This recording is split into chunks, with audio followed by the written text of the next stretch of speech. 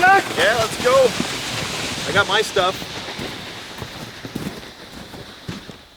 Zach. Yes. Who are you and where are we? I'm Zack Fiddis from Frontenac Outfitters, and we are at the north end of Frontenac Provincial Park, just on the edge of Kingsford Dam.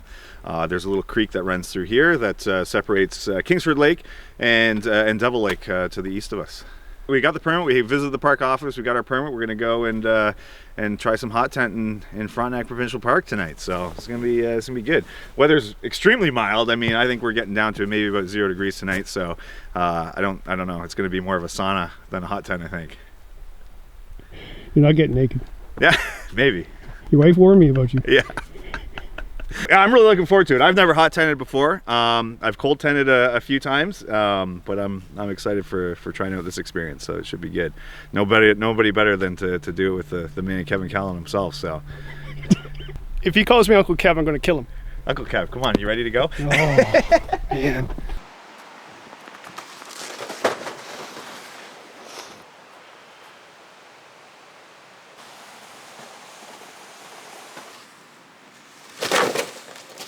Don't tell Lila I stole her sled.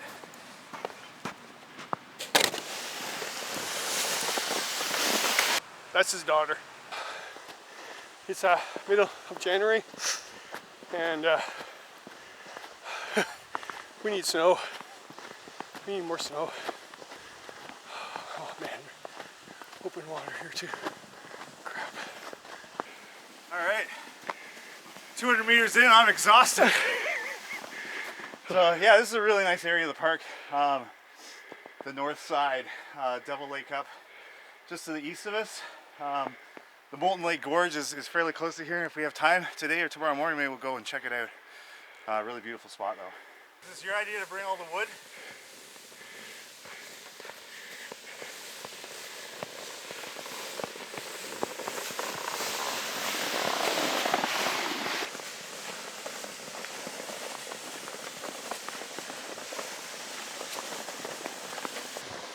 It's a beautiful park.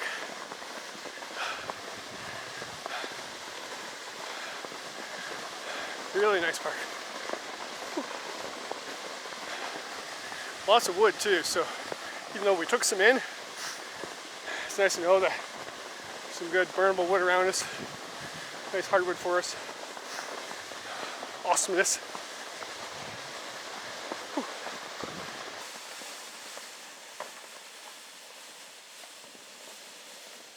I think we're getting close. It's not too far from the access. 700 meters. It won't take us too long. It's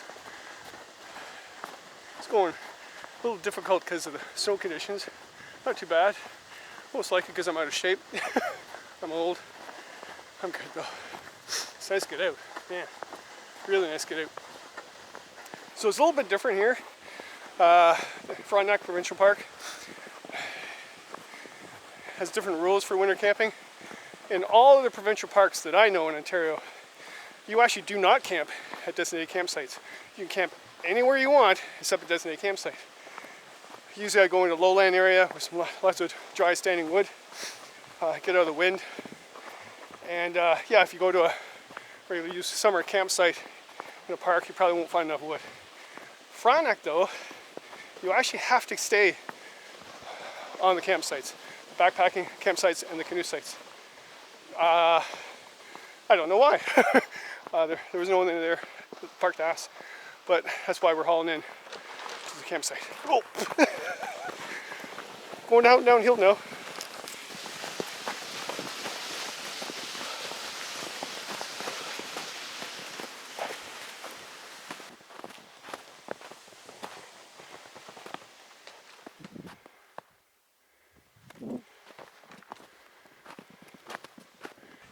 And the campsites are cluster sites, and there's more than one of them.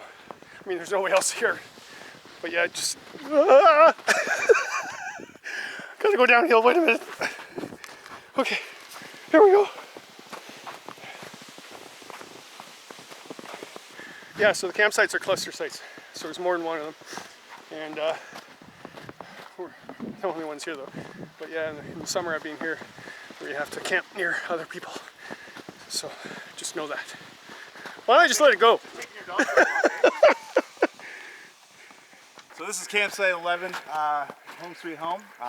So we can check out 11B here. It's got the, it has the platform and a couple other flat spots that are really nice. But you know, for depending on what we want to set up, we can go have a look at A up the hill here. We'll just leave the stuff here, or go check out C and D and just see what's going to work best for us. Cool. Sounds good. Let's do it. Okay, so I am setting up, Zach and I are setting up an Esker for two reasons.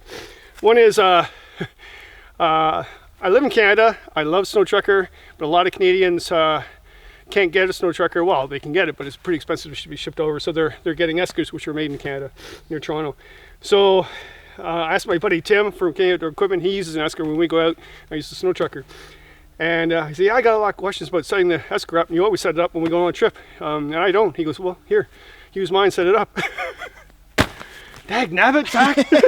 What do we get ourselves into? I know. So this is my first time doing this. Now I brought these stakes. We didn't haul in that far. These are really heavy duty stakes.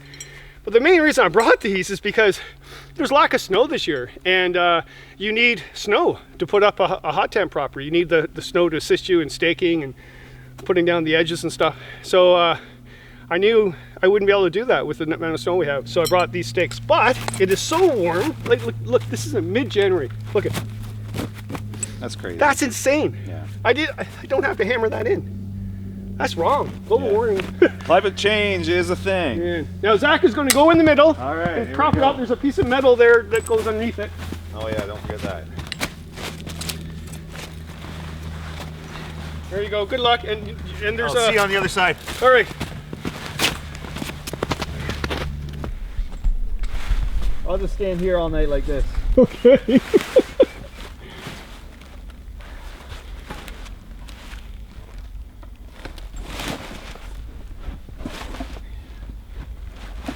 How you making out? Well, it's in. And you know there's holes there you can. I see that. It's like one of those. Oh, what do they call it? Here. Yeah. I just don't know where the spring is. There's a little tiny nipple that comes out. Yeah, I haven't found that yet. Yeah, you wanna? I'll pull up. You pull down. I'll stop filming. Okay, so we got the pole up. It's got a little nipple in there so you can yank it up at a certain length. Now, you don't have to bring this pole. You don't have to buy this pole. I did because I knew. Well, I didn't. I borrowed it from Tim actually. We're in a park, and you really can't just cut saplings and wooden stakes and stuff like that. So it's a totally different rule. If you're in Crown Land, yes, you can. In provincial parks, you don't want to, and you can't. So I brought this pole with us, stakes, and now we're going to pull out. And the good thing is we're in the woods here, so we can actually use this, the rope, paracord, and tie it to trees. If this is out in the open, you'd actually have to cut a sapling, put it in the snow, tie it to the sapling, and then tie it to the ground. But if you had lots of snow, that would be great because you can use snow as your anchor. We're not doing that on this trip. We're doing it. We're in a whim. We're on a whim. We're in a whim. We're on a whim. It's a whim. It's a bit of a whim. This one's covered in unless you think we can tie off something. What the? I was trying to be a gentleman, you know? I'm now putting the stove in, and Zach is pegging us out. This one's gonna need a little modification or a longer rope. So we need some reflective guy lines. This thing's gonna kill us trying to get in here tonight. All these little trip lines set up. What do you mean, white rope in the snow? Yeah, for sure. It's gonna be interesting. You're gonna have to cut me off. It is a whiskey fireside shot. That's it. Yeah, I like whiskey. I like fire. It's a good combination, right? All right, so we're finding these little grommets here all over the tent. Okay, just taking these guy lines. We're in a nice little patch of trees here, so it's pretty easy to find a tree to tie off to. Otherwise, like Kevin was saying, we'd have to, you know, create some type of stake to get this system to work a little bit better. But I think we're going to be all right, other than maybe just one or two spots where we might have to get a longer rope to find a tree to tie off to. So far, it's pretty easy to set up, eh? It's not too bad, other than a lot of rope work. It's easy for me. I'm just filming it.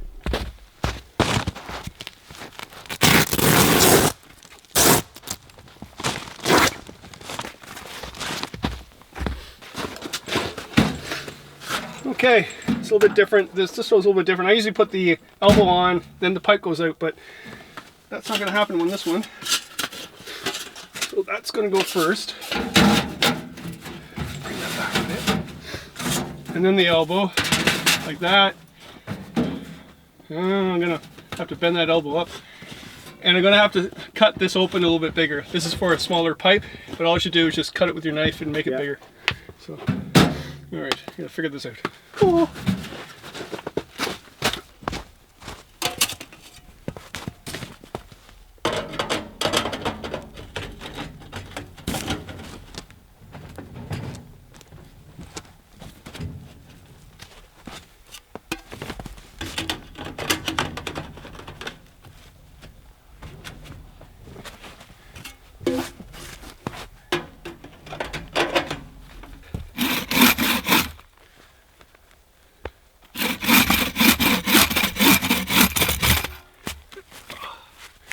Ironwood.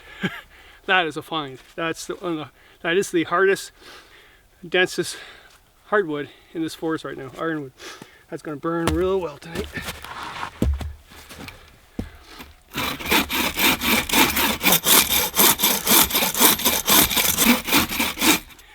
This stuff will dull your saw.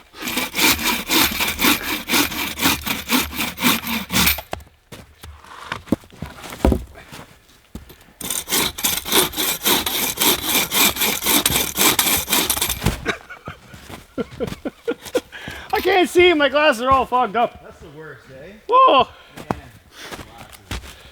Hello. Blah, Cheers, blah, cheers, blah, cheers, blah, cheers. blah. Good day, good day. Oh, you got the fire going? We're rocking, man. We got the fire going. All right, got the whiskey poured? We got another whiskey poured. What is it? Just let me guess. Singleton. It is. That's because he told What me. year? I like to add a little bit of water to mine. Okay, put a little bit Just of water. you know, it's supposed to be. I've talked to a couple of true Scotch drinkers, and they kind of say that's the way to do it. A true Scotsman would say, drink it the way you want to. Well, that's a good call too. Yeah. I was at an event actually the other night, and this guy he's I can't remember his name, Peter or something, doesn't matter. He's a big Scotch drinker. He says he's got like over 150 bottles sitting on his bar. So we're gonna do a little Scotch tasting. And I said, well, how do you drink? Like, how would you properly taste Scotch? He says the first sip, he says, should be just nothing in it. He says, and then you can start adding water. He says you want to like nose it, obviously, get the smell, taste it, you know, absorb that flavor, and then add a little bit of water to it. So there you go. Yeah. Well, there's like a blend. I'll have an ice. Yeah, sure. But I won't have single malt on ice. Cheers, by the way. Cheers. Yeah. Hey, that's right. Again, this is Zach. Wait, let me check that this is going. Is it working?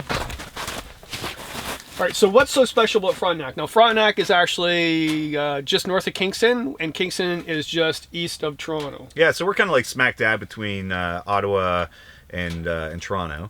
What makes it unique? Well, it's one of Canada's most southern wilderness parks that you can actually like interior camp in. There is no car camping here, so you're strictly going to be accessing via hiking trails or canoe. It's just and it's a little gem. It's a very unique area. So the whole Frontenac Arch Biosphere, as it's called, is essentially, if you think of it as like a bridge connecting the northern Canadian Shield and then going into the Appalachian Mountains into the south, the Thousand Island Group, and then down into the mountain ranges in the south. So it's unique. If you drive up from Kingston, you don't notice it so much coming in from the north. But if you drive up through Kingston, it's like you're driving across, you know, farmers fields, and all of a sudden you just hit this road, and if you've driven that road, you know, you just go downhill, and all of a sudden it's like you're in a different world. It's just gone from farmers fields to, you know, it looks like you're, you know, 2 hours north of here. You know, nothing like you're going to find in southern Ontario. So it's more like a Algonquinish, like the pine. Yeah, absolutely. Yeah, you've got granite rock,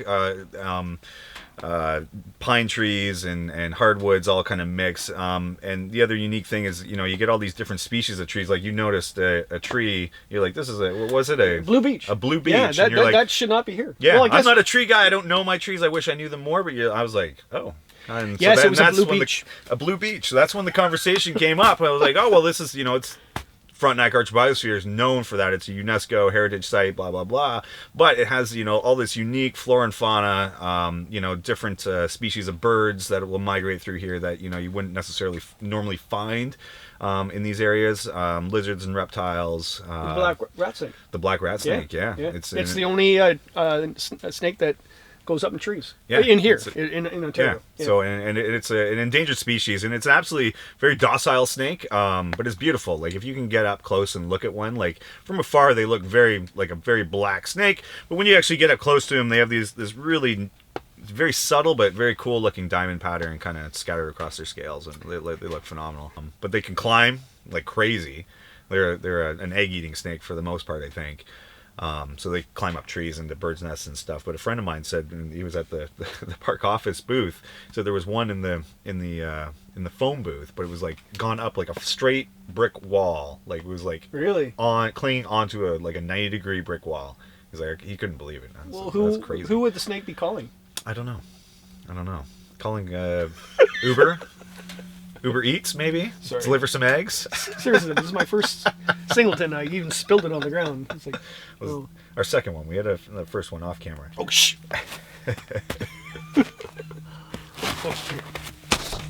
Oh, thank goodness you got it going. It's getting cold, man. Oh, yeah, damp it is damp out here. And we're lucky. I was hoping the sun would be out. Got a new camera for Christmas. I really wanted to do some night photography, so I'm waiting for one of these nice clear skies, and I've had like maybe one since December. So yeah, it's been an odd winter for us for sure. Yeah. Like, there's no snow here at all. No, there's no snow at all. I mean, and we're camping. Do you know this is poison ivy we're on? Yeah, there's a big sign like literally right there that says "Caution, Poison Ivy." Oh man! So for this park, you as an outfitter, you've been here almost 3 years, and you did not do that business before. No. So what's it like meeting all these people coming into the park? It's great. I really enjoy it. Before this, I've always been comfortable talking to people. My previous job, I was a heating and air conditioning mechanic, but I'd quickly gone up in that company, and I'll be dealing with a lot of clients. This is on the commercial side, so they'd be spending thousands to tens of thousands of dollars on equipment. So I would a lot of times become the point man on those projects to facilitate those. And so I really enjoy that aspect of meeting people, chatting with them. And the great thing is, whether they're coming in to buy or rent or whatever, is generally they're very happy, which is great. In my previous job, I'd come down from the roof or out from the basement and be like, sorry, things are not good, it's going to cost you X number of dollars, and they would not be happy about that for obvious reasons. But now they're coming in to go and do enjoyable things, and they know they're going to be spending their money well, to take on that, and get outside and have fun. So your lifestyle is more fulfilled now. I feel like it, yeah. It's more stressful than it ever has been, but that's okay. I mean, that's beside the point. It is fulfilling in the sense that I deal with I've met some amazing people. I've made become really good friends with a lot of my customers who become regular customers, and it's just been overall it's been a really, really good experience. Never mind the fact that I'm surrounded by people in the industry, which may be good or bad, depending who you talk to. Not this guy. He's the happy camper. Crap! I have to sleep with you tonight. But it's really kind of opened my eyes to the state of the industry. What's going on. Opened all these opportunities to kind of go and do really fun and neat things. I don't get to go on week-long canoe trips in the summertime anymore, but the trade-off is I think worth it. It's a lot of fun. So that's a good question, because I know a lot of even students I teach part-time basis at the college, they go into becoming a guide or an outfitter, or even working at a outdoor store because they like the outdoors. Yeah. And of course I'm thinking, do you know that if you do that, you're not going to be out on trips as much? Exactly. Right. Yeah, and it's the truth. It is the truth. We're a really small business, so it's like it's. We've got a few seasonal staff who work with us, and then I've got one full-time guy. But I mean, it's even still like this time of year to leave for a couple of days is like got to make sure all the ducks are in a row, and I'm not very good at lining up my ducks. So. I don't know. When I picked you up today, your wife was just kicking you out. Yeah, Kevin, please take him. I've had enough. Yeah, for sure. Because you work with your spouse, right? For sure, yeah, yeah. She's half owner, and you know, that certainly has its own, you know, trials, I'm sure. But it works really well. You know, we have a young daughter, and she just started school this year, and it's been really nice up until this point. Not that it's still not nice, but you know, being able to spend a lot more time with her. You know, we look back and it's like, you know, neither of us want to go back to the way it was before, and you know, having to go work a 9 to 5, not being around. It's like all of a sudden now we have all this time that we can spend with her. But on the other hand, it's hard because like we can't, you know, it's like, you know, I really want to take her out into the woods for a week, but it's, you know, not super keen to do that in January with her. It's a gamble. It really is a gamble. Yeah, I mean, for sure. And there's trade-offs, and we knew there would be. And it's, you know, owning your own business is just that. I mean, it's like how much work do you want to put into it? And the previous owner, Larry, you know, he'd really built up the business in the sense of it being a very much a destination shop. Because if you've never been to our store before, well, as soon as you start driving up to our store, you will realize that it certainly is a destination, because, you know, we are nowhere near any kind of downtown. But it's, you know, we hear this from customers all the time, is like, well, it's worth coming out because, you know, we're surrounded by nature. You know, we can go and take you down to the lake, try boats out, or if you're just coming to rent for the day or a week or whatever. You know, we're here, we're giving you our time. You know, we appreciate that people have come to, you know, to see us and spend that time, whether they're coming from Toronto or Kingston, or, I mean, we've had people, like I had a guy from Alaska. Now, truth be told, he has a summer home in Maine, but he drove from Alaska with his family to our spot, took a course, bought some kayaks, and carried on down to Maine. So it was, yeah, that's cool. Yeah, they made a little road trip out of it, and it was, you know, it feels pretty awesome when you're dealing with that. And I mean, we have tons of customers from, you know, Pennsylvania, New York, who are coming up to rent or buy, the East Coast, and it's, I mean, it's great, but the other sad part of it is just there's just nowhere else really to go. There's not a lot of options, which is super unfortunate. So. Okay, I'm going to ask you. I got one. So, how have the canoeists and backpackers, mostly canoeists and kayakers you deal with, the backpackers, even though actually Frontenac is well known for his backpacking. But, oh yeah, fabulous trails through here. I mean, there's, I think, like almost 200 kilometers of backpacking trails. Yeah, I've backpacked this park more than I paddle it. Yeah. But how are they changing? Are they going for shorter trips, longer trips? You know, it's this park isn't very big. I mean, like, you know, we'll totally be honest. It's not, you know, if you look at a map of Algonquin compared to Frontenac, I mean, we're a fraction of the size. So to come out here and spend 3 or 4 days, you're going to, you know, get a pretty good view and feel for, you know, what Frontenac has to offer. So most of, you know, we get a lot of people coming for days and overnights. And then, you know, in the height of the summertime, certainly, you know, 3 to 5 days would be kind of the max. You know, we don't have any of those big 2 to 3 week long rentals. You know, there's lots of other opportunities in the area that necessarily, you know, isn't necessarily you know, full on backcountry camping, but I mean the Rideau Canal, you know, fabulous paddle if you want to go paddle from Kingston to Ottawa.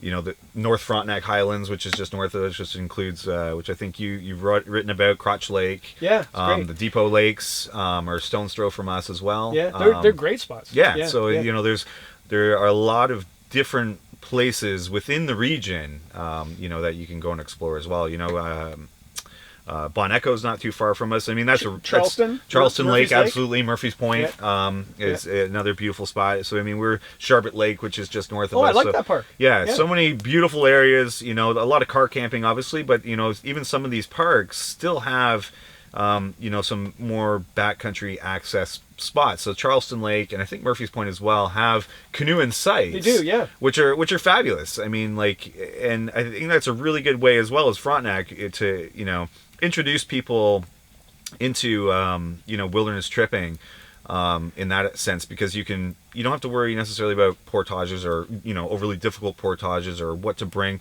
I mean, just bring everything. Like when I first got my wife into backcountry, I don't want to call it that because I might get roasted for it, but I'd bring a cooler.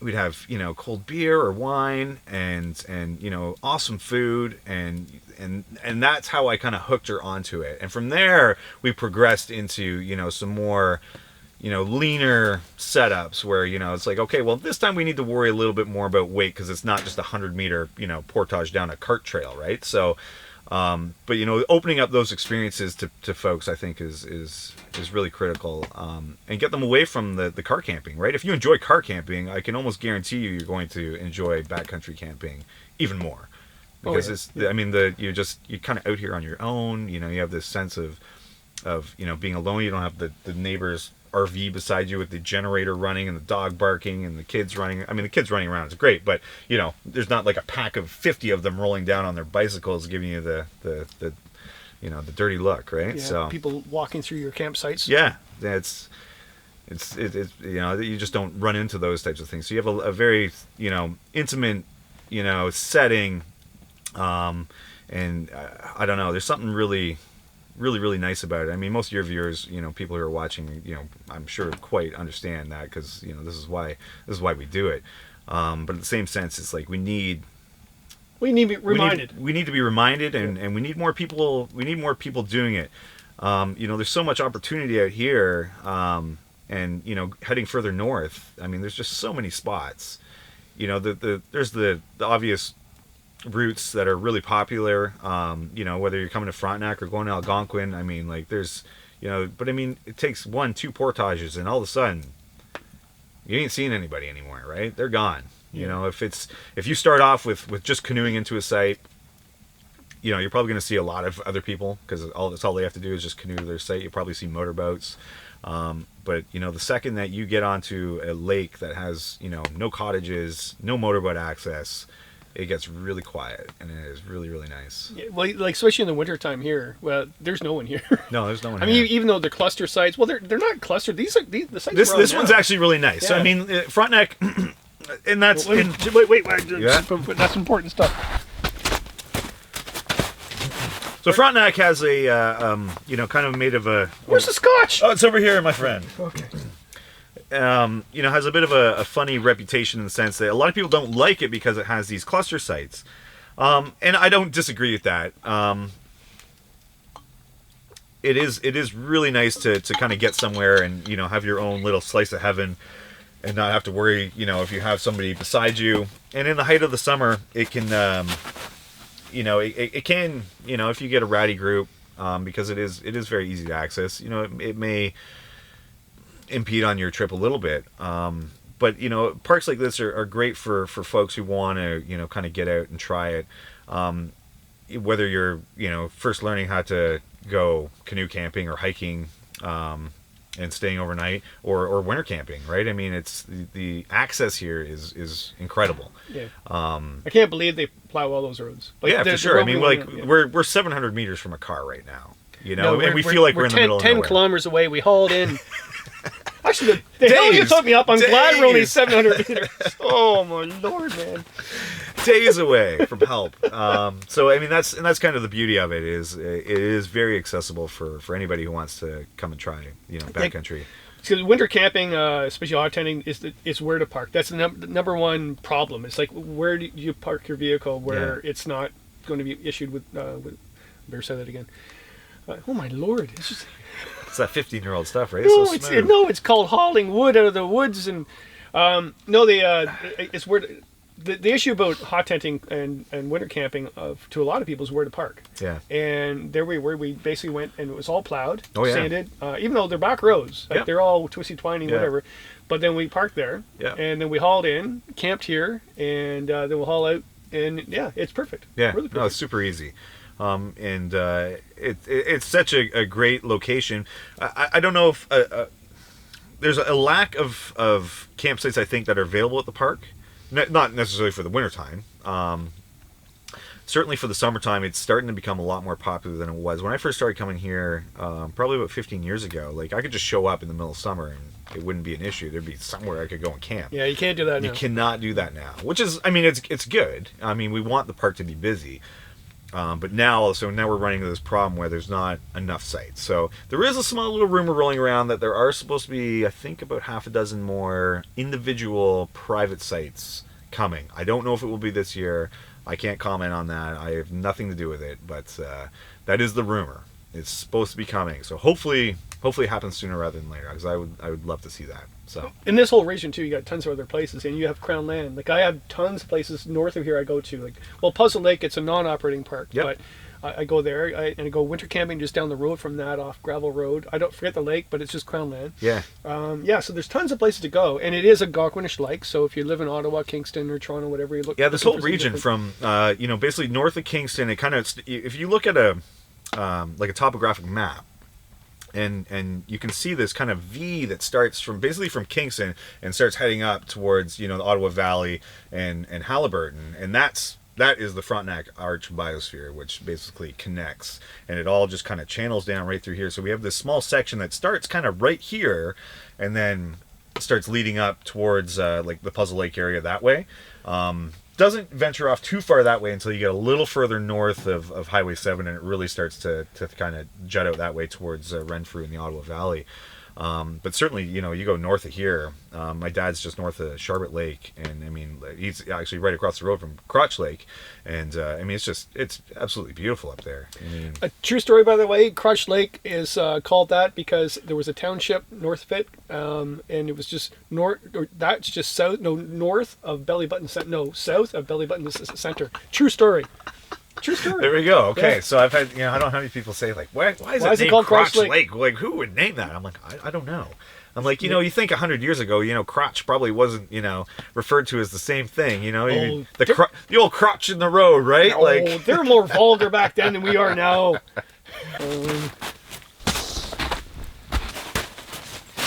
Okay, so you are going to get this warmer, right? You are a professional outfitter. a professional, let's use that term loosely. Yeah. So I never went to, outdoor school, adventure school, anything like that. My parents introduced me to the backcountry. You don't need to go to school to learn how to light a fire. You do not. No. You don't need to go to school to learn how to camp. I mean, there's plenty of people out there who would be happy to take you out if you want to pay for courses, for a weekend course. Do you do courses? Yeah, absolutely. Yeah, Oh, do you? yeah. Mainly kayaking courses. We'll do private canoe courses. We do stand-up paddle boarding courses. Kylie's actually right now she's taking her yoga instructor. So she's going to be a yogi, if that's the proper term. I don't know. But yeah, we'll be hosting hopefully some doing some yoga classes and stuff like that, and paddleboard yoga. And So basically, what you're saying is she's more important than you. oh, 100%. I met her this morning. I think she 100%. is Yeah, a lot more 100%. important. Yeah.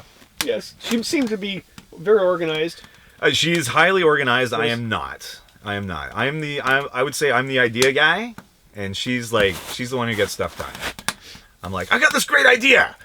Listen to it, and then I convince her that it's a good idea, and somehow we follow through with it, like buying a canoe shop in the middle of nowhere, and then she makes it work. So it's fabulous. That's that great. way. That's yeah, really good. yeah. She managed. I don't know how she puts up with me, to be honest with you. Don't say that. It hasn't even got dark yet, and I have to sleep in the tent with you tonight. Oh Lord. Do you snore, by the way? Probably after a couple of scotches. Yeah. All right. Well, That's cheers. the beauty. Cheers. Well, to Frontenac and to a great, successful business. Thank you. Yeah, you as well. And you're spending time in the wilderness with your family. That's right. And you can't escape it because it's your job. It's and- not a bad problem to have. Until the bugs come out. Or the Yeah. snowstorm. True. We don't get bugs in Frontenac. Or the snakes come out of, yeah. Or, cheers. Cheers. He has no idea what he's got himself into. I don't. This is the first time I've met Kevin. Here I am. No, I meant buying a business as an I thought you outfitter, meant not something meeting else. Kevin. Good Lord, man. All right. What did we just hear? Pack of coyotes. It was They're going to kill us? Probably.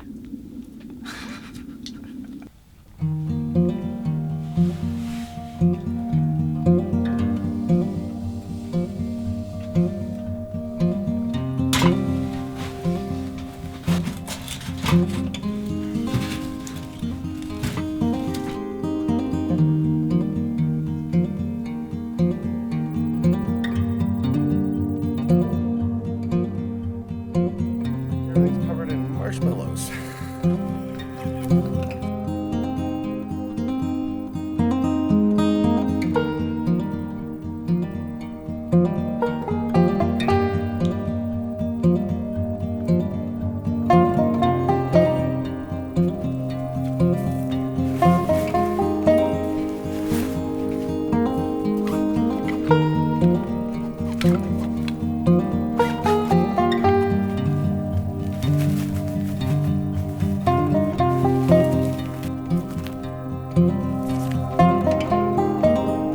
well, we're heading out. We packed up. I got the what looks like a dead body in my sled.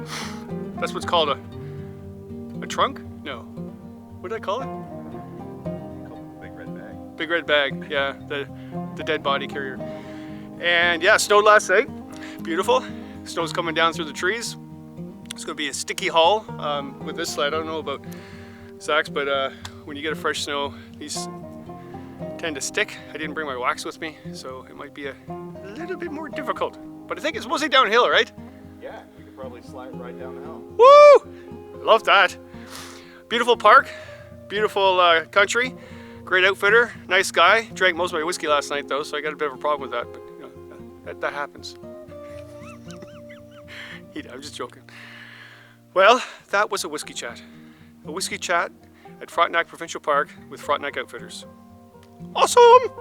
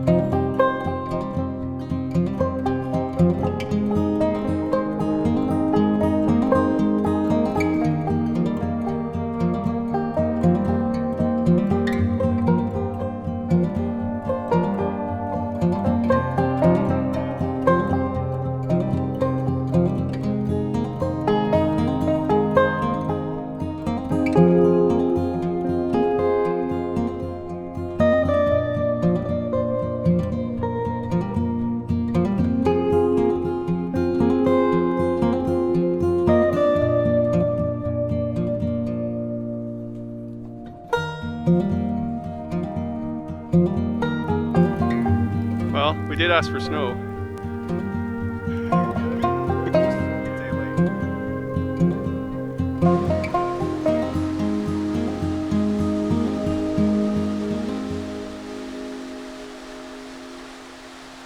Not comfortable with myself on camera, so certainly need to work on that. As you know, we try to put out more videos ourselves and just get more comfortable with myself being on camera, feeling that way. So, but it is weird, eh? Like it's a weird feeling when you know you're being recorded or recording yourself and trying to talk to the camera. That's what happens when you have a whiskey chat. They start pouring their soul out to everybody on camera. It's a soul cleansing session out here. Yeah, he started crying sure, earlier. I know. That's because it was cold. We But should do some yoga or something. oh yeah, me and yoga pants. Wow. I don't know if I needed that visualization. I didn't want that either. It's disgusting. You're younger than me. I got that age where I wake up and when I get out of the shower, it's a mental note: do not look in the mirror. Whatever you do, Kevin, do not look in the mirror. Just get dressed. Picture your 20-year-old self, right? Yeah. Just visualize when you're younger and whatever. Just don't look in the mirror. Nothing changes. And then we look in the mirror. Oh! I should have looked in the mirror. Why did I do that? Oh my, I'm hideous.